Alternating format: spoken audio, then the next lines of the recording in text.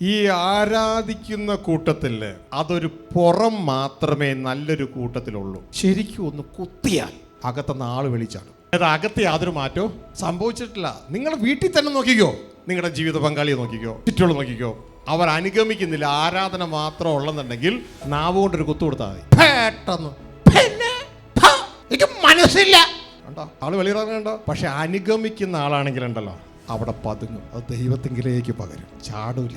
ആരാധന പിള്ളേര് മാറുന്നില്ല, അനുഗമന പിള്ളേര് മാറും. ആരെ പോലെ? ക്രിസ്തുവെ പോലെ. മറ്റുള്ളവർ കുത്തുമ്പോ, മറ്റുള്ളവർ ചീത്ത പറയുമ്പോ അവരറിയാതെ പറയും, ദൈവമേ അവരോട് ക്ഷമിക്കണേ, അവർക്ക് വേണ്ടി ഞാൻ അങ്ങയോട് ക്ഷമ ചോദിക്കുന്നു. അല്ലാതെ തിരിച്ചല്ല പറയുന്നത്. അവർ ചെയ്യുന്ന കണ്ട, നല്ലത് കൊടുത്തോളണം, നല്ലത് കൊടുക്കണം, അവർക്ക് അങ്ങനെ തന്നെ വരണം, ഇങ്ങനെ ഒന്നും പറയില്ല.